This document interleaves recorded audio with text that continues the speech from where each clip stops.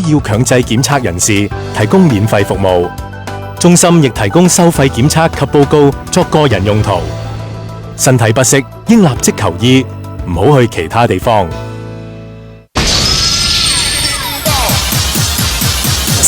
勁爆流行榜係時候要爆2021年嘅第一期勁爆外邦嘅亞軍。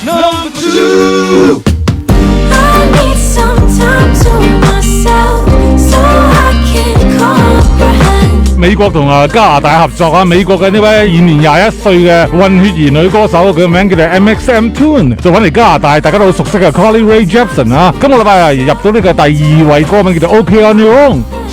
資訊台逢星期六下晝4至7 FM 99.7，資訊勁爆流行榜。以下內容純屬主持及嘉賓個人意見，並不代表本台立場。小明 Sir 揾位攝，小明 Sir 安東尼。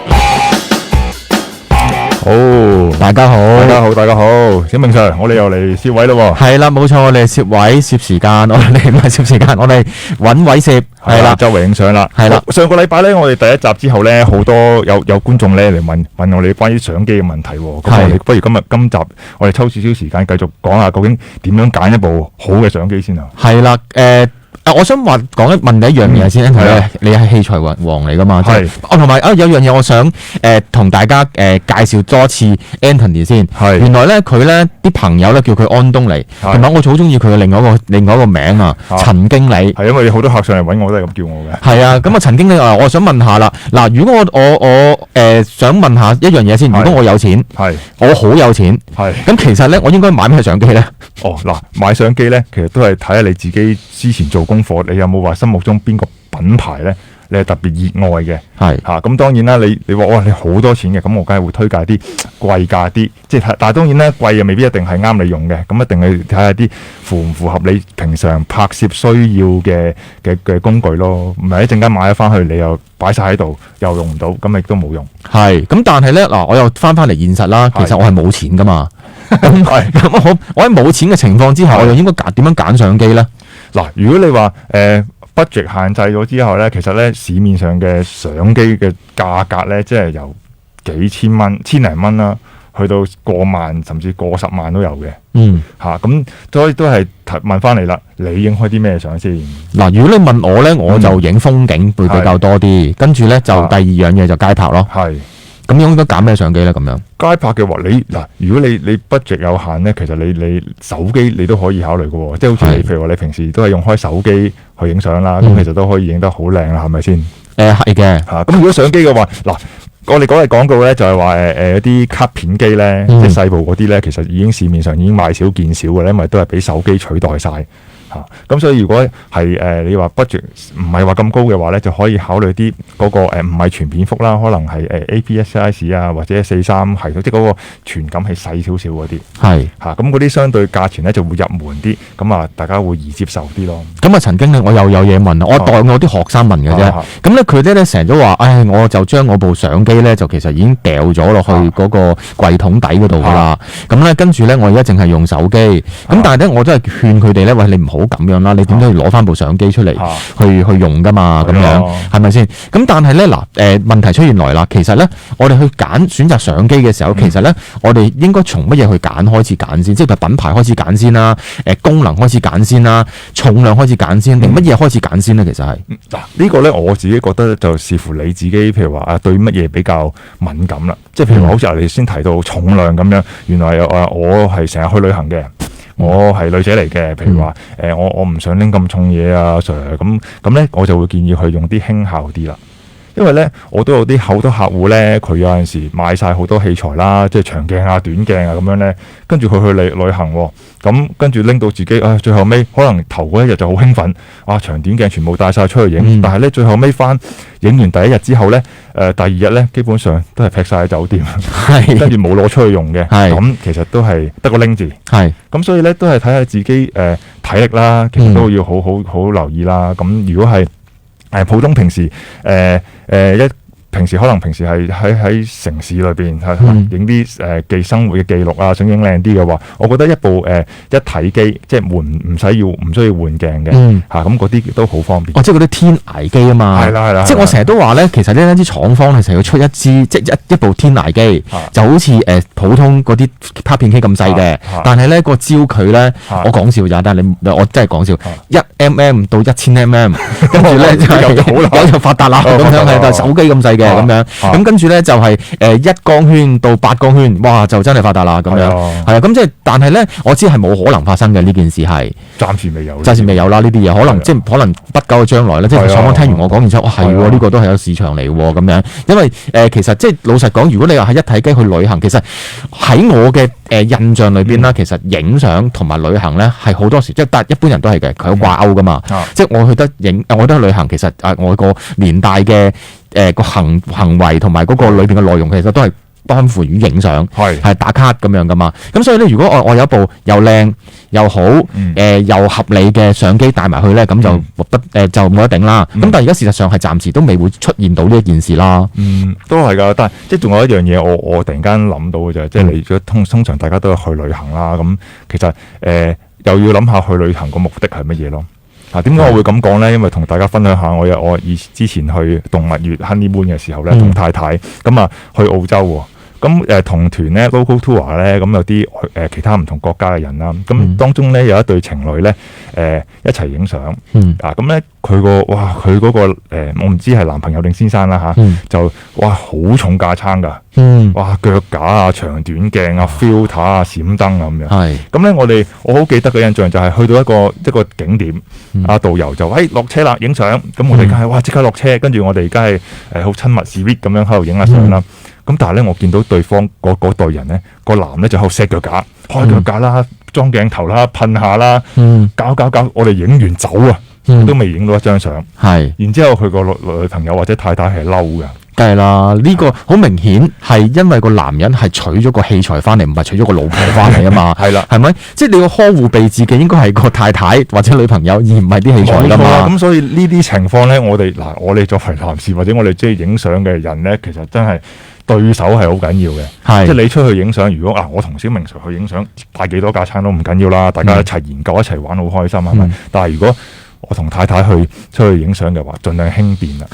都譬如話，甚至乎去同小朋友啦，帶埋小朋友出去玩嘅，咁你拎奶粉啊、尿片已經一個袋啦，唔通你仲長短火腳架拎埋出去？咁梗係以輕便為主啦。即係當然啦，呢個係喺一個專業嘅角度同埋一個非專業嘅角度去做啦。呢件事，即係如果我係一個專業攝影師，我出去嘅我重架撐係 OK 嘅，但係咧快手咯，真係要勁快。咁你要喺個 model 未化完妝之前，你已經好 set 定嘢，等佢埋嚟，仲要催佢添，你快啲啊咁樣嗰啲，即係我哋會係咁樣，咁你先至可以快過其他人，你做到其他唔同嘅嘢。咁當然啦，即係如果我哋一般普羅大眾去影相嘅時候，其實選擇相機嘅時候，佢緊要我見到啦，最緊要係輕便啦，用途夠廣泛啦，影到嘅嘢會多啲啦，咁樣即係呢個已經係基本嘅大原則啦。但係問題出現來啦，我去買你睇啦，即係一陣間我會show一啲即係最尾嗰節啦，我 show 一啲相機俾你好多㗎，我哋射手攞唔晒嘅，係啦嘅嘢好多。咁但係咧頭先同阿 Anthony 講開，哇！我哋而家手頭上 show 你俾你睇嗰啲相機仔啊，嗰啲相機咧，其實咧係講緊唔夠10年嘅嘢嚟。已經咁多款啦，已經咁多款。咁其實我哋究竟係揀相機啊、揀功能啊、揀科技啊，定係我哋應該投資落去嘅時候，應該投資喺啲咩部分上邊咧？嗱，如果講投資嘅話，呢個方向性質咧，咁嗱，大家如果係買一啲可以換鏡頭嗰啲咧，我成日都話個鏡頭咧係反而重要過機身嘅。係啊，咁因為機身咧係會不斷咁樣轉變噶嘛，咁鏡頭嘅光學技術其實都唔會話轉變得好多。咁所以我哋有啲識玩嘅玩家咧，其實真係去投資落去買好多鏡頭。係啦，咁就去唔同場合嘅時候用咯。咁啊機身嘅就因為佢好快就會換噶啦嘛。就 update 嗰時咁就淨係換機身，就唔需要換啲鏡頭咯。咁唔怪得知我啲同事咧成日都話我換機咁樣，我好少聽我講話換鏡頭嘅。係啦，因為咧有時即係有陣時就係鏡頭有樣嘢有個好處嘅地方就係我唔得，即係我唔夠，可以問借。係如果你部冇錯機咧，我就算係同一個品牌嘅機，係即係嗰個掹係啱嘅，係嗰舊電都唔啱嘅。係啊，成日喺度轉電款嘅，好乞人憎啊！呢樣嘢係，但係廠方聽到都係咁鬧噶啦。真係哇 A 機我買翻嚟，跟住問人借部 B 機翻嚟，可唔可以借埋個電俾我？嚇，要借埋電嘅咩？仲要個叉嘴喎。有出咪叉嘴喎？係啊，即係個 socket 褪過少少咁，因為唔新款同機種咧，佢耗電啊，或者因為越嚟越勁咧，所以對啲電池嘅消耗都好勁。所以其實而家相機裏邊嘅電池咧嘅要求越嚟越高嘅，佢個電容量啊，或者佢個瓦數啊，各方面咧都係勁過以前嗰啲好多。係啊，咁所以就係其實因為係本身係部機即係功能多咗，或者啲 mon 大咗，佢食電多咗。當然啦，以前我哋菲林機嘅年代，基本上唔用電都得嘅。係啊。咁但係而家基本上你冇電，你真係部機都唔使用。係咁，以前菲林嘅年代嗰個電係用嚟測光嘅啫嘛。係啊，你唔識測光，咪陽光實冇法搞掂佢咯。即係總有辦法，即係你攞卷菲林睇，你就知道究竟呢個陽光底下用幾多光線嗰塊門係會估到噶嘛。咁而家嗰啲你諗下你用電用喺邊度咧？例如喺個即係你望嗰個 screen 啦，又望喺嗰個viewfinder 嗰度又要用電啦。跟住如果你係用 B 快門影嗰啲曝光嗰啲，咁佢又要長時間啲啦，又要消耗電多啲啦。咁對舊電嘅要求都好高㗎。係咯，咁所以其實無論你係買咩機都好啦，買咩鏡都好啦，其實係真係要合乎自己個心意會好啲咯。因為其實好多客嚟問我，喂，買咩建議咩牌子，其實我最後尾都係問翻佢，你其實心目中已經係點？因為佢哋嚟嘅時候，其實佢已經心目中已經有一個答案㗎。有既定嘅牌，只不過係想問我哋，想問我哋認同佢。或者係鼓勵佢去呢個牌子咯，抵嘅呢部抵嘅佢啊，咁即係你要用翻你心目中理想嘅牌子嘅相機，其實你即係真係咯，你買咗之後就真係要用到佢盡咯。我成日都有個攝影師朋友同我講嘅，要點樣用咧個相機？第一有3個用嘅，第一用到盡，咩 function 你都要摸晒佢噶啦。第二個咧用到爛。咁就係你披咗啊、崩咗啊、花咗，唔好介意，呢個係你嘅戰績嚟嘅。跟住第3個咧就係要用到入維修中心噶，係，因為你譬如話喺個保養期內你用到佢爛，咁唔關你事噶嘛，部機可能真係唔係。有啲嘢咁咪用到佢爛咯，用到佢翻廠咯。我哋成日都話係，因為咧我啲學生都有時都講咧，其實我哋係貴買平用噶嘛，所以貴買平用嘅時候，咁部機都俾你愛嚟開，即係影相咁影咯。咁既然都係1蚊一張，1蚊一撳一下嘅時候，點解你唔撳夠7000下，唔撳夠1萬下，唔撳夠15萬下？係啊，咁抵晒咯，一定要用到盡咯，即係買咗翻嚟就要用到盡啦。咁啊，相機嗰度我哋都差唔多啦，記得要用到盡啦。咁下 part 翻嚟，我哋去邊啊？小明 Sir，我哋一陣翻嚟，我哋去教你哋點樣去影相。好，小明 Sir 揾位先。一個無障礙城市，要你同你嘅支持，你我齊禮讓，共融樂出行。第2場網上分享講座，揾嚟香港單車運動員郭浩庭同香港男子7人欖球代表隊成員姚錦成分享點樣發揮互助精神。1月10號星期日早上11點半，上新城電台同你我齊禮讓，共融樂出行 Facebook 專頁睇直播啦。主辦勞工及福利局康復諮詢委員會，新城電台愛心支持。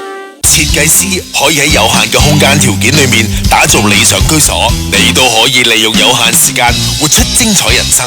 想學識設計自己嘅人生藍圖，留意逢星期4朝早9點至10點，原來生活好快樂節目內嘅人生設計學，主持程海欣，仲有君王室內設計嘅創辦人黃大偉 Anson， 同你分享人生智慧，傳達生活美學，自己嘅人生由自己設計。小明 Sir 揾位攝，小明 Sir 安東尼。好，我哋又翻嚟啦，嗱，近排咧大家都好紅，係啦，好紅得好緊要。點解咧？因為你紅葉季節又嚟啦，咁樣咁啊之前咧喺原來生活好快樂，其實我都講過一次噶啦，咁樣即係講點樣影紅葉。但係咧今日咧就我想講多少少，因為實在太紅啦。我同 Anthony 諗住講呢個題目嘅時候咧，就大家咧都原來咧喺之前咧都去影過噶啦，影過晒噶啦。咁今次我去影紅葉嘅時候咧，其實咧我就做咗一啲準備功夫。佢所謂嘅準備功夫咧，就係話我去一啲你都知即係大家去影紅葉有好多唔同嘅勁嘅景點㗎，即係好多人去嘅景點㗎嘛，打卡咪大堂啦，呢個好例㗎啦，係啊，牌㗎啦，係啊，即係上次我去完之後發現，哇！原來大堂係一個咁多人去嘅地方，我係平日多人過旺角，旺角都冇咁多人啊。係啊，彌敦道咁樣即係離晒譜，係啊，即係咁樣啦。咁跟住已經係平日去㗎咯，我係已經係咁樣啦。咁跟住我發現唔係辦法㗎咁樣，係咁啊！如果我要去練習嘅話，咁我又想去影得好啲，又想練習，但係咧嗰啲攝影嗰啲靚女又好，靚仔又好咧，就企喺棵樹底，跟住咧就周圍咁喺度影嚟影去嘅時候，我幾時先可以輪到我咧？咁我又自己自拍，要排隊，係啊，搞唔掂咁樣，係啦。跟住你影得多2秒嘅時候，唔該你謝謝咁樣，已經係你叫我謝謝咁樣，咁好難搞噶嘛咁樣。咁跟住就發現唔係辦法。咁所以咧我決定咧就喺大堂以外嘅地方睇下有咩其他地方影紅葉一個好地方。係啦，尤其係市區啦，大家都好容易去到嗰啲地方咯。唔使山長水遠，你去大堂都要搭車都遠啦。係啦，冇錯啦。所以我今日介紹2個唔熱門但係好好影嘅景點俾大家應該基本上好容易去嘅。係啦，如果你大家當然啦，即係我都希望大家即係聽眾啊或者觀眾咧睇到我哋之後咧，如果你有你哋自己心水嘅熱門紅葉嘅地方，都可以推介俾我哋嘅。係啦，冇錯啦。係啦，咁我今日首先介紹第一個熱門推介嘅地方就係哇正啊，青衣公園。青衣公園係啦，咁啊。好易去噶咯喎，好易去，地鐵去到，地鐵去到啦，又唔使揸車啦，咁又唔使同人逼啦，咁樣，即係我唔使逼嘅意思係唔使同人逼去停車場，係啦，咁裏邊都人多嘅。如果平日去嘅時候都，咁我唔係平日，我上次係做完上個星期星期6嘅節目去嘅，咁星期6嚟嘅，咁咧真係好多攝影發燒友喺度已經報到，我都俾人野生捕獲咗我添，我見到我學生捉咗，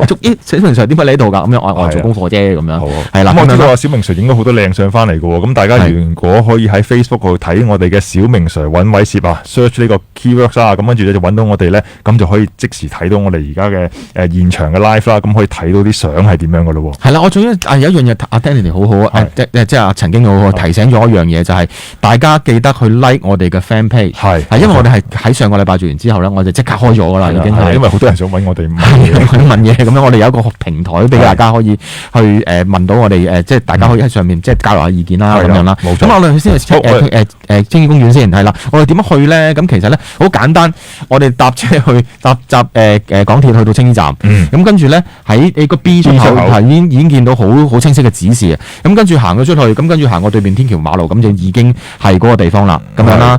咁咧去到嗰個位置嘅時候咧，咁我就喺嗰個門口度，其實已經有一啲好靚嘅招牌咁樣喺度。咁我純粹呢個係打卡嘅方法嘅啫。嗱，呢啲係唔使教啦，係咪？打卡四個字嘅啫，試正同埋清楚，係啦。咁呢個如果你打完張卡，即係話俾人聽，我要咁樣去嘅時候，如果都係唔清唔楚或者蒙查查嘅話，其實其他人都唔識去啦。咁亦都冇指示方向咁嘅去唔到啦。咁樣好緊要係啦。咁同埋咧我成日都話打卡咧最主要目的同埋原因咧就係話俾人聽我冇遲到啊嘛。我到咗撳咗張相影咗自拍先，咁樣係啦。咁呢個好緊要咁樣啦。咁呢個係咁樣嘅。咁另外咧就係青衣公園裏邊咧，其實咧好多唔同嘅景點嘅。咁佢有一個好大嘅一個人工湖啦喺度啦。咁樣就圍住個人工湖咧，咁啲影友咧就圍住嗰個湖影噶啦。咁咧喺青衣公園咧，其實我哋去影咧，其實我哋唔係影紅葉嘅，但都係紅色嘅嗰啲葉係啦。咁我哋咧叫一啲叫做叫咩啊？落雨蟲係啦，咁其實咧佢就唔係好多棵，我認真的嗱，我唔想話呃咗大家去，哇嗰度咧係成個青衣公園都係呢啲樹㗎，紅葉啊，成個青衣包住咗，好似日本咁樣，唔係佢得唔知5棵定係6棵嘅啫，好少嘅。但係有一樣嘢好緊要就係，既然都係得嗰幾棵樹，點樣可以喺咁細規模裏面我哋影得好啲？係啦，呢個係好緊要，因為嗱嘢係得咁多㗎啦。即係生炒排骨咁樣，排骨、菠蘿、青椒係得咁多嘢噶啦，你冇得變噶嘛。咁喺冇得變嘅情況之下，點樣可以盡量做好佢咯？呢個係攝影師或者係一般影友嘅一啲，我希望可以提醒大家啦。其實影相嘅心情咧，其實係純粹係自己個心情去出發嘅。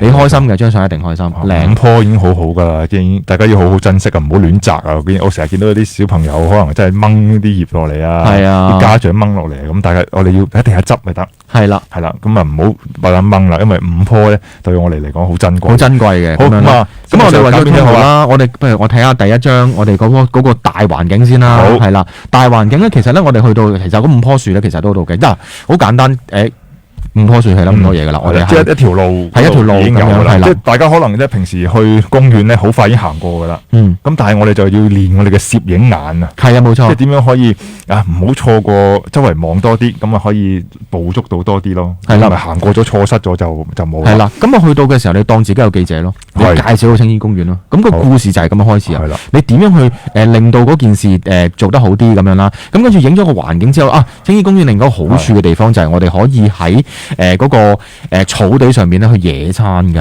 係啊，即係你可以扮喺外國㗎嗰個情況係啦。咁如果當然啦，如果你近排天氣比較凍啲，你帶張厚少少嘅地蓆去啦，咁或者而家有啲吹氣嗰啲地墊咧，其實都好好用。係啊，咁我見到好多人會帶埋熒幕去添。係啊，咁啊非常之好。咁我哋睇下呢啲張。係啦，你睇中間呢張啦，係啦。嗱呢個咧就好靚喎，小明就係啊，因為第一嗰個天氣好啦，係啊，當日咁陽光普照嘅，咁啊同埋冬日嘅陽光係好開心，個天好藍咯，好藍。咁大家如果聽緊收音機嘅咧，就可以形容下咧，佢小明 Sir 呢幅相咧係喺個樹幹嗰啲底度炒翻上去，咁樣影翻上去，冇錯，係一個比較特別嘅，即係唔會成日都係就咁舉機正面咁樣影咯，試下多啲唔同嘅角度去影咯。呢張有另外一張都係嘅，就我覺得都好靚喎呢張。因為點解咧？因為咧，其實咧，好現實地，香港嗰個環境咧就會差，即係會好多樓咧圍住比較差啲。係啊，呢度我見到你一張啊，呢張都係啊，喺個隔離，但係都可以創造到啲好特別嘅嘢咯。咁我哋不如下一 part 我哋翻嚟再講咧，因為仲有幾幅相俾大家睇下嘅。好，我哋下一 part 翻嚟再講。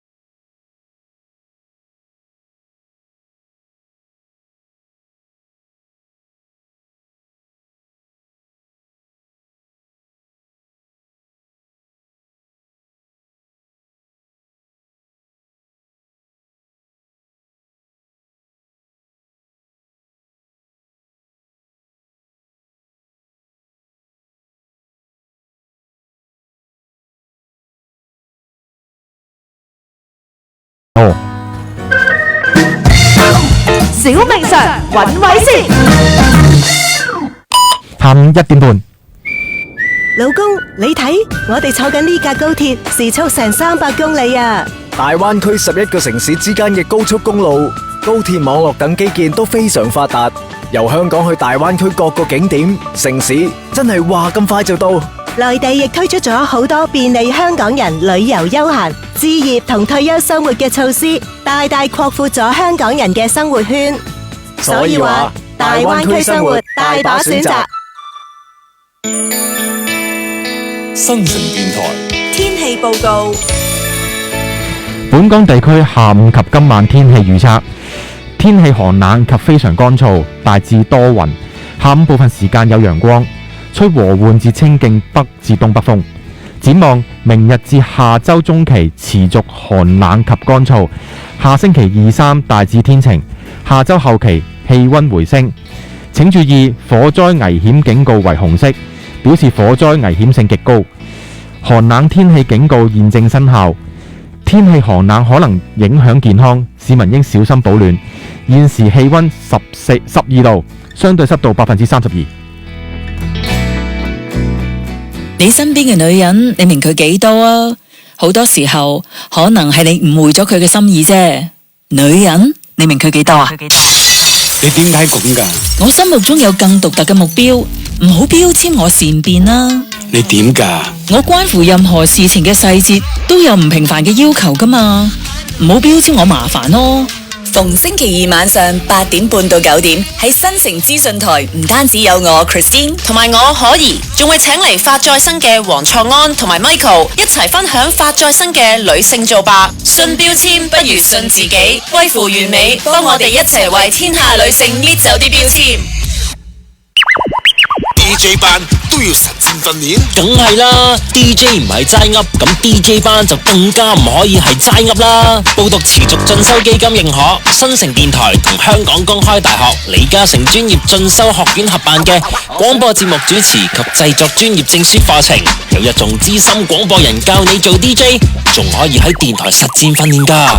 咁即係學啲咩啊？到時你咪知咯。3月開課，2月1日或之前報名仲有9折優惠。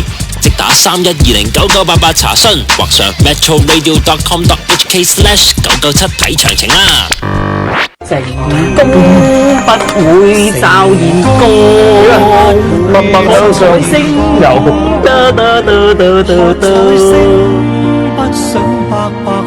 今晚我哋介紹好多嘢，頭先介紹生果，呢陣間咧又會介紹羊腩煲啦，仲有好多靚湯滋潤下噶嘛。冇錯，好啊！生果已經係流晒口水坐喺度。蘋果對個聲好好嘅喎。係啊，因為潤啊嘛。係啊，張學友係咪先？佢開演唱會攞住蘋果就知啦。係啊，真係必備啊呢樣嘢。必備。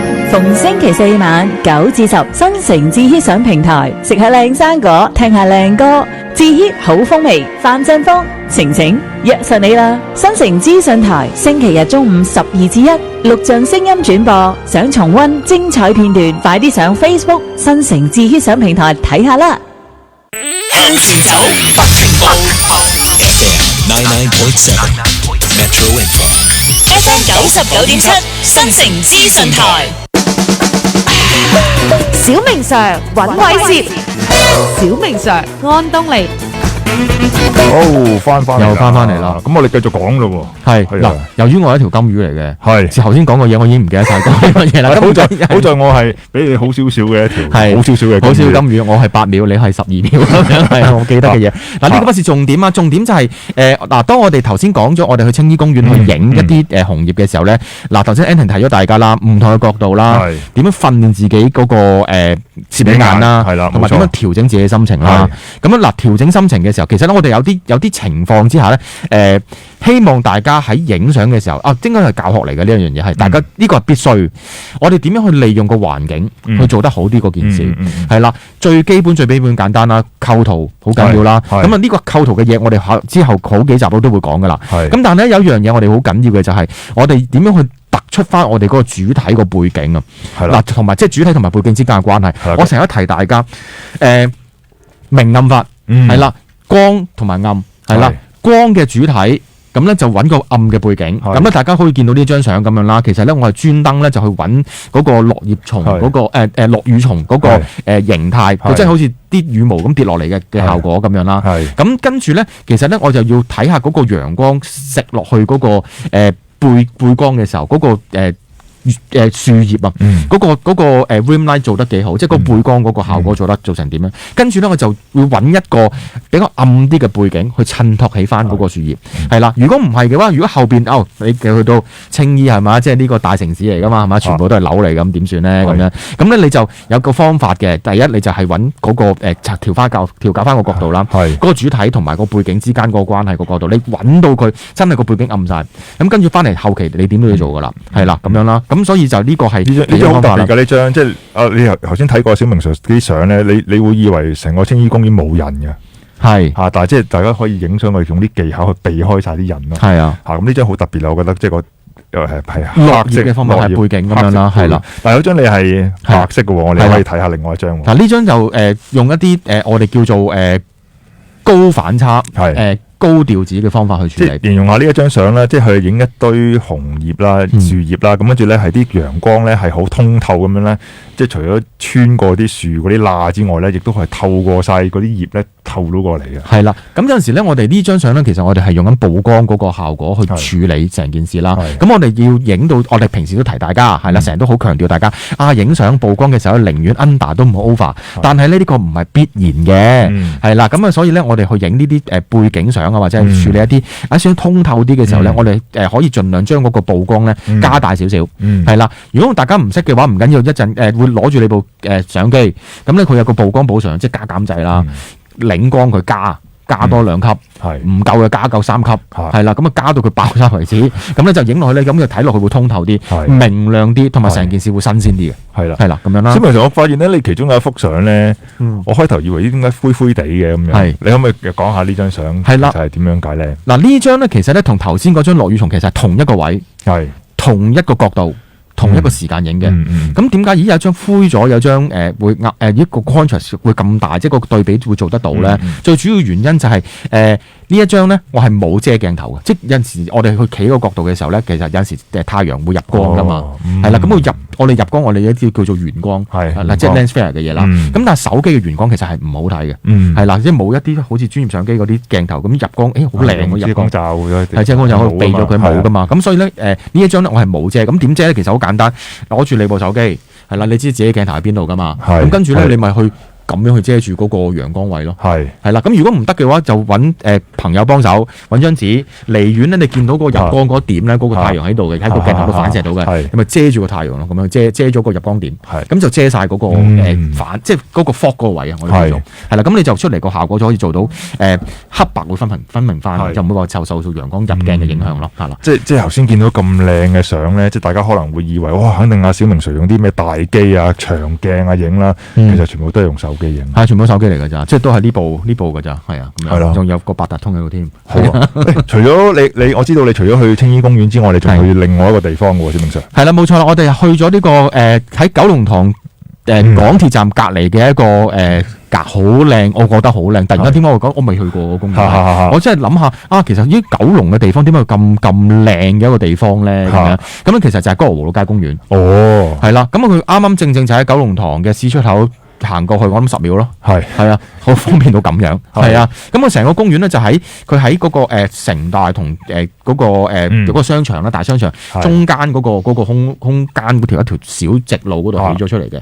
咁咧裏邊咧亭台樓閣啦，流水啦，所有嘢都好靚嘅。我哋睇下嗰個流水，即係嗰個亭台樓閣嗰個樣先。好，係啦，呢個咧就係青衣公園裏邊有一個主建築群啦。我成日都係咁講主建築群。咁就一個亭台樓閣，咁跟住有個水池咁樣，即係人造水池啦咁樣啦，咁跟住咧嗰個水池其實都大嘅，係咪？即係好靚嗰個位置。我竟然喺嗰個九龍嘅市中心，係啦，竟然會有一個咁嘅地方會出現到嘅，話我靚到不得了啦！又可以影下倒影喎，少少嘅倒影，少少倒影啦。咁啊，佢裏邊咧其實都有好多唔同嘅紅葉嘅，係啦咁樣啦。咁佢裏邊咧有2款樹，落羽蟲係其中一款，咁佢1棵2棵咁樣喺度啦。咁另外咧就係有啲香蜂都喺度嘅。蜂香係啦喺度嘅，即係呢個係啦，咁啊，即係喺大棠嘅嗰個樹種啊，都會喺度嘅，即係唔使去到大棠，去歌和老街公園咧，已經有啦。係啦，我哋成日都話去視覺搜尋啊，我哋揾嘢嚟影噶嘛，即係攝影眼啊嘛。我哋咁樣去影嘢嘅時候啊，即係如果得個窿去影嘢嘅時候，你去到邊度都一樣噶啦，係咪先？即係我哋影下樹葉，你根本就唔會需要知道究竟我喺大棠影啊，定係去喺九龍嘅任何地方影噶嘛？係咪？喺日本影係冇關係噶嘛？咁但係你嗰張相其實咧，最主要就係我哋係喺嗰個俾人比較少啲，或者係比較靜啲嘅時候，我哋影相好多時好煩，我覺得係有時咧，隔離嗰個 auntie 又會話喂，阿小明你幫我影呢度炒底，係啦，個個都係專業攝影師嚟㗎，喺我面前，係啊，好勁㗎，係啊，咁跟住咧就話嗱呢個角度咁樣，可能我 train 得佢哋多啦咁樣，即係咁，但係就我唔係講緊學生，即係我自己啲 auntie 啊咁樣，咁跟住佢就又要呢樣又要嗰樣咁好啦，你哋中意啦嚇咁樣，咁跟住你仲要叫我。咁跟住我就既然咧，其實咧嗰棵樹咧度度都一樣噶啦，咁不如我揾個角度靚啲嘅同你影啦。咁好啦，咁跟住然之後好靚啊，咁樣佢成日都係咁樣。咁所以咧，即係其實我哋去練習嘅時候，其實我哋可以去揾一啲唔同嘅角度，因為其實好老實地，你去到大棠，可能真係同你而家去練習嘅嘢其實係好唔一樣嘅，係都一樣嘅，係啦。咁但呢度有個好處啊，佢啲樹咧可以行到好近，同埋咧佢山都唔係好高嘅咋。咁咧其實你見到我咧可以影到啲樹葉咁鬼大塊咧，其實咧佢係比較低少少㗎。係啊，咁所以我哋喺影嘅時候咧，嗰個過程裏邊咧，其實可以我就唔係要掹落嚟，咁我哋舉高少少手咧，咁咧其實都已經可以影到好，我哋叫大塊啲啦 ，close up 啲啦。咁除咗一個樹形之外，咁同埋咧喺個樹葉上面嘅形態上面，我哋都可以處理到，係啦。咁同埋咧佢好近啊，咁所以你係炒底嘅時候有炒底嗰個low end 嗰個形態咧，同頭先喺青衣公園咧又唔一樣嘅，咁樣咯。我中意有啲綠色嘅，即係嗱，大家都可能呢排睇到啲葉咧全部都紅嘅，但係當中咧有一兩張係綠咧，咁你又會覺得好特別。係啊，咁同埋咧，我想提一提大家，其實咧，你哋去影紅葉之前咧，其實可以上網咧去翻漁護署嗰個網站度睇下咧，其實嗰個紅葉指數咧去到幾多？係啦，咁啊佢又分咗4個 grade 嘅，係 A、B、C、D 咁樣啦。咁咧就D 咧就係紅仲係綠色，C 咧就漸變黃，跟住咧B 咧即係boy 咧就係黃轉紅，咁跟住咧 A 咧就全紅噶啦。咁你睇下嗰個時間係點樣咯？因為其實咧楓樹咧其實係佢哋對溫度啦同埋個嗰個濕度係好敏感嘅。係啦，咁當然佢越凍啦，個濕度越低嘅時候佢會越紅咯。咁當然啦，市區應該冇咁凍，所以佢嗰啲樹葉咧紅嘅時間咧係應該會冇咁快紅到嘅。咁即係仲有機會，仲有咧，因為我知道大棠嗰邊咧，即係聽啲影友講咧，已經開始落㗎啦，落晒，同埋大棠好大風㗎嘛，即係成日吹可能甩。但係市區嘅可能冇咁大風啦，相對咁啲樹可能樹葉冇咁容易甩啦。係啦，可能都仲可以影到。係啦，咁如果你話大家唔想同人逼啊，或者係又唔想係已去到咁遠啊，又或者係話喺近呢兩日嘅咧話即係風寒露凍咁樣嘅時候咧，咁我哋可以去睇下即係每一棵即係喺九龍度揾下唔同嘅公園裏邊啦，或者係去練習下，淨係影嗰個角度啦，點樣去？其實咧，我最緊要一樣嘢就係點樣去同個陽光去玩遊戲。係啦，因為咧影樹葉咧，其實咧有陣時咧正光嘅時候咧，或者正午嘅時候啦，或者係順光嘅時候咧，其實咧係麻麻地好影嘅。係啦，咁點解我哋會學？即係我哋話影日系嘅相啦。咁而家我其實教緊大家點樣影秋系嘅相，秋天嘅係嘅相啦。咁秋天嘅相啦。咁其實咧秋天同埋冬天嘅香港陽光咧都會比較斜啲嘅。係啦，咁佢喺4點啊3點零啦4點嘅時候咧，其實嗰個感覺咧都好似日本。係啦，佢比較斜少少，佢唔會太靜。咁嘅時候，第一佢溫度會比較低啲啦，即係氣溫比較低啲啦，咁啊冇咁辛苦啦。第二佢斜嘅陽光嘅感覺嘅時候咧，就睇落去咧就會比較冬日啲。嗰個陽光嗰個影嗰個長度咧又會長啲。咁咧同埋會柔和啲嘅陽光。係啊，咁你影落去嘅時候就會好啲啦。咁第二樣嘢就係要盡量去揾一啲我自己啦，盡量去揾啲背光嘅地方。係呢度有一張。好靚，我覺得小明 Sir 影得好靚嘅，我即刻俾大家睇下。嗱呢張咧，其實咧我又搞咗一大段時間嘅，因為咧我係等緊個太陽跌落嚟啊。係啊，有陣時都真係要等你報噶。係啊，咁樣啦。我哋放大啲睇先，係啦。咁咧點解要等咧？其實咧而家個陽光其實咧就啱啱喺嗰個樓嗰個前邊，啱啱跌落嚟。咁咧如果我我就係等咗半個鐘頭。喺半個鐘頭前咧，其實咧佢仲喺個樹頂上面少少嘅。係啦，冬天嘅陽光咧，其實佢跌得特別快嘅。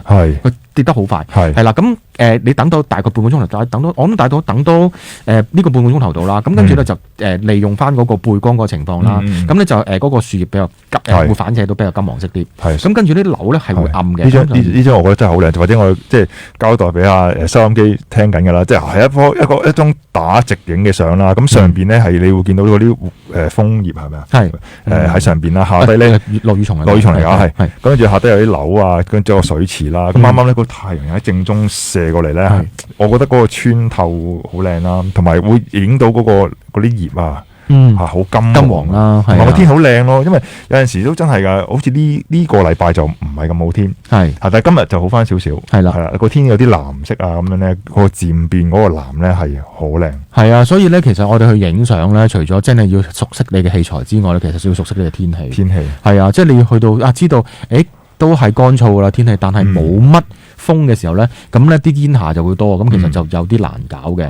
如果起風嘅話，即係成日都話季候風吹嚟嘅時候，吹散咗啲煙霞咧，其實個天係會靚好多。即係所以真係攝影師啊！我記得小明上講有3隻耳，如果真係睇得，仲要即係隻耳啊，仲要留翻嚟聽下天氣，留意天氣係點樣先出動去影相啊！係啊，咁樣係咁嗱，跟住再落去嘅時候啦，咁會見到嗱，其實我哋去炒底嘅時候咧，我哋會見到有一啲唔同嘅層次嘅距離感嘅嘢會出現嘅。嗱，我Anton 可以同我講下呢一張先啦。呢張係啦，呢張我比較中意啲嘅自己都係啦，因為點解咧？因為呢張相咧，其實咧係會見到嗰個樹頂、樹中間同埋個最近嘅嗰個樹葉，其實3層嘅樹葉喺度嘅。咁一般手機嘅時候，其實有啲棘手喎，佢好難會影得到。咁所以咧就係有陣時就係我哋咧都會 zoom 少少，即係拉近少少，咁令到咧嗰個3層嗰個樹葉嗰個大細 size 咧，嗰個大細形狀咧，會比較接近啲先，係啦。咁呢個第一啦，第二就係嗰個景深嘅問題啦，個景深嘅問題啦，嗰個景深可以令到前中後，咁你會睇到前邊或者中間嗰個清嘅地方，咁你有咗嗰個距離感嘅時候，出嚟張相會立體啲咯。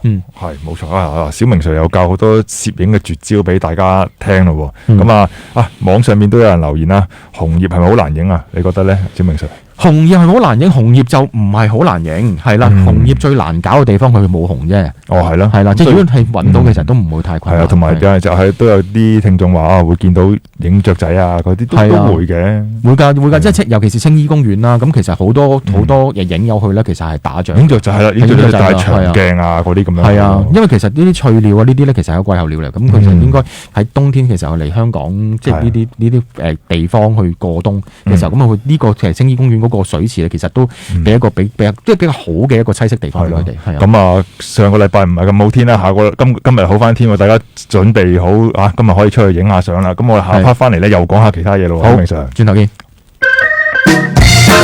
小明 Sir 揾位先。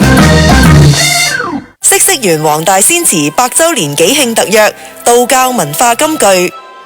太上感應篇有云：禍福無門，為人自召，善惡之報，如影隨形。廖修道長，點解啊？人嘅禍福都係由自己平日嘅行為所引致，絕唔會無緣無故揾上門。平日做嘅善事或者惡行，都係會有因果報應，就好似影子咁樣，緊緊跟隨自己。我退休就我想我阿仔呢，我嘅夢想係唔想淨係得個想字，咁就要由1月11號起，聽實逢星期1至5上晝，原來生活好快樂時段內嘅清謝早餐會，清謝胡孟青會請嚟幾位好友一齊傾下點樣將財富增值，為未來創造更多可能。以上環節由匯豐保險帶俾你，投資涉及風險。我都好中意食羊腩煲，擺落去一個玻璃兜度，就擺微波爐度叮。自己喺屋企就揾個電鍋，慢慢滾下滾下，你中意滾啊嘛。同你一樣。又要洗個羊腩煲有幾個好處嘅，一就方便啦，二咧我對嗰啲材料都好熟悉嘅，我一夾落嚟，咦呢個放尿絲輪，一夾就知，一夾就知。你可唔可以睇得出我係由邊個鄉下加邊個鄉下？你穿就一睇就知啊，跟住六個啦大佬，咁你都做得真犀利啊，真係。講飲講食梗係最開心啦！星期四晚新城至Hit上平台9至10至Hit好風味，范振鋒、程海欣。新城資訊台星期日中午12至1錄像聲音轉播，范振鋒、程海欣風味旅程。想睇翻精彩片段，快啲上 Facebook 新城至Hit上平台啦！小明 Sir 揾位攝，小明 Sir 安東尼。好，我哋又翻嚟啦，小明 Sir 揾位攝呢個時間。咁啊，最後一節啦，我哋不如講下股咯。係啦，講股，我就最中意講下呢啲舊歷史嘅嘢。係啦，我哋第一集啦，我哋呼籲大家咦有啲乜嘢新奇好玩又刺激嘅攝影嘅嘢咧，就可以俾我哋去介紹下，即係俾我啦。咁我有個朋友聽咗之後咧，佢就唔係新奇好玩又刺激，佢就俾咗一大抽借咗個大抽嘅相機，呢啲卡片機嘅型，即係唔同型號、唔同品牌嘅卡片機俾我。咁咧呢啲咧已經經歷咗，我諗係超過10年。10零年啦，係其實又唔係好耐，你見翻佢咧，但係你又會覺得，點解好似好舊咁樣咯？其實佢唔係好耐嘅咋，佢其實都全部都仲用得，係啊，影出嚟咧都唔差嘅喎。係啦，嗱，我先講下呢一部先。我呢部咧，我攞上手咯。其實我愛不釋手呢部嘢，係啦。點解咧？因為咧佢係一部真正嘅菲林機嚟嘅，係啦。咁啊，佢開咗佢啦。咁其實呢度咧入卷菲林落去，係啦咁樣啦。咁跟住咧佢就一篤落去，跟住佢就一冚過去，跟住有電嘅話，佢就電。咁但係咧，佢唯獨是個電咧，佢又用一啲叫 CO2，記唔記得？仲有嘅 CO2 仲有嘅，街度難買啲。係啦，咁啊，而家 CO2 咧，其實即係佢放喺一啲電筒啊，好多時候都當緊電筒用嘅。咁但鴨寮街都仲有嘅，深水埗都仲揾到嘅。咁啊，呢部都可以營運到咁樣啦。咁跟住呢部點解咁好咧？其實係呢啲卡片機啦，佢係24到48係啦，咁啊1倍2倍啦，2倍嘅 zoom 啦，即係去到一般影風景到影一個半身人像，其實已經好好啦，就方便你平時即係攝喺衫袋褲袋，即係隨時拎出嚟影咯。係啊，呢啲陪伴咗大家好耐，我相信真係呢啲機。呢個 Konica 係啊，好靚啊！我哋擺近啲俾大家望下。係啊，其實都真係好細部，好靚。係啊，咁啊下一部我最中意咧就係小明 Sir 咧拎呢一部啊。係，你可以又講下。係啦，呢部咧其實係 S 字頭一個品牌啦。咁呢部其實大家見到個畫面仲開住，仲用得嘅，仲用到嘅。咁但係咧呢一部機咧，佢個有趣嘅地方就係佢卡電所有嘢係一個嘢去做晒所有嘢咯。即係話佢咁樣噗一聲，佢咁樣彈咗嚿咩出嚟？係啦 ，USB。咁呢個去充電，最初去充電。跟住咧，如果你過相啊，咁你咪直接交去電腦度，佢就會揾到佢，跟住會過相咯。好似一個流動嘅 hard disk 咁樣。係啊，咁呢個真係好先進呢個科技。呢個係你諗下，即係10幾年前啦，即係可能大家仲未用慣手機嘅時候，或者呢個對大家嚟講係好方便，同埋好前衛噶。係啊，即係我哋而家睇翻都仲係哇正喎，即係一吉落去即刻叉電喎，又唔使掹嚿電出嚟喎。其實根本就有個電話嘅初型。係啦，冇錯啦。係啊，即係只要將個電話有個可以即係有撳到掣，即係個電話車隔離咁傷咗佢，咁個電話嚟咁，跟住袋喺個袋咁樣。係啊，好方便啊！即係呢啲相機。係啊，咁樣咯。咁跟住啦，嗱呢個就哇呢個高級嘢呢個。跟住嗱，佢又唔係話啲咩特別高級嘅嗱，佢一部真係好細部嘅相機啦，咁佢L 牌子嘅，紅點嗰個嚇，咁呢啲相機咧就係當其時佢同另外一啲廠商一齊去合作做嘅，咁當時候我記得佢係好多女士歡迎嘅，嚇，因為即係等於買一個靚嘅包包，咁啊所以呢部靚嘅相機可能出去同人影下相啊自拍下，咁啊呢啲當時候咧都係賣得好好嘅喎。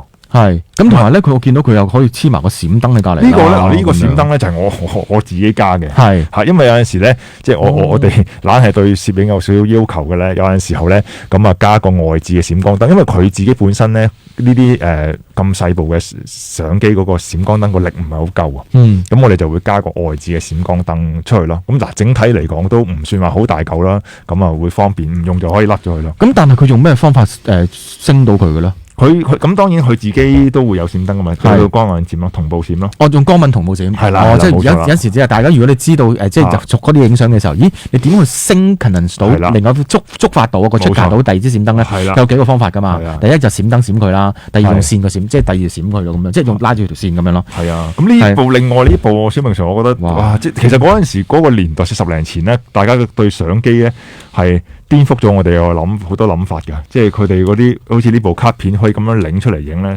係啦，都係，即係呢部都係啦。即係第一佢方便咗而家呢個係 Context 啦，係啊，冇再出㗎啦，冇咗出啦，係啦，下講呢個就係啦。咁因為咧，其實呢部真係好嘢嚟嘅，佢嗰個鏡頭而家仍然有嘅，係啊，即係 Carl size 咁樣 T 星咁嘅鏡頭啦，係仍然有嘅，係一啲真係比較靚同埋質素高嘅一啲鏡頭咯，係啦。咁同埋係即係佢哋嗰個設計上邊咧，第一佢用嘅270度流，好係啊，即係好前衞，好勁呢部嘢。咁當然啦，即係佢中間佢裏邊個質素或者係因為佢個電已經唔得啦，咁所以咧係好難。即係所以而家好多數碼相機咧舊咗，但其實都仲用到嘅，質素仲好好添。但係就問題係粒電池可能已經漲咗啦，咁我哋又配唔翻啦，廠方都冇再出啦，咁所以有啲可惜咯。係啦，嗱呢一部咧就係我第一部真係真金白銀買嚟去旅行嘅用嘅相機，係啦。點解會選擇佢咧？因為佢個 quality 實在太好啊！佢係即係而家仲喐得㗎，係啊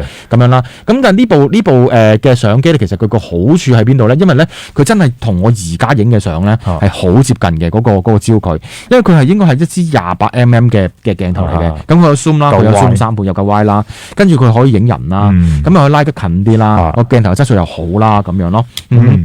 好，咁啊，我哋都略略咁樣回顧過一啲舊嘅相機啦，咁我哋而家都用手機多噶啦，小明 Sir 都係咪啊？係啊，咁而家即係手機已經可以做到好多唔同嘅嘢，包括你影相、zoom 拍片，直接影完上去社交媒體做分享，乜嘢都做到嘅時候，咁所以咧，其實而家頭先我睇緊手頭上好似即係呢啲有好好玩玩味嘅啲相機咧，其實咧已經變成一啲可以擺喺博物館裏邊嘅一啲珍藏咁樣，得閒攞出嚟回味一下，其實都幾開心嘅。咁啊，下個禮拜咯，下個禮拜我哋會搞咩？小明 Sir 嗱，下個禮拜咧，頭先我講咗啦，我去影一啲紅葉嘅相啦，咁大家都唔會知道我點樣影噶嘛。下個禮拜我會真係落到去一個地方啦，教大家喺現場點樣去真係去揾咁多個角度，同埋試一啲好有趣嘅器材俾大家睇。好，即係話我哋下個禮拜係跳出直播室嘅。係啦，我哋將個直播室搬咗出去出邊，咁凍嘅天氣。係啦，咁你下個禮拜記得嚟繼續收聽我哋嘅小明 Sir 揾米蝕啦嚇。係啦，咁樣嗱，我哋喺完之前啦，咁大家記得一樣嘢好緊要一樣嘢就係分享翻我哋嗰個Facebook 嗰個 fan page 啦，同埋我哋去加入佢哋我哋嗰個fan page 啦。咁之後有唔同嘅節目啊，個內容啊，有趣嘅內容啦，我哋可以喺上面會分享到俾大家睇。咁同埋最緊要一樣嘢就大家去幫我哋去分享俾其他唔同中意影相嘅朋友。係啦，咁我哋好啦，咁啊下個禮拜我哋同樣時間見到咯。好，咁啊下個禮拜見啦。咁我哋去翻隻歌聽下先。咁跟住我哋係播嘅係 Regency 嘅One Day。好。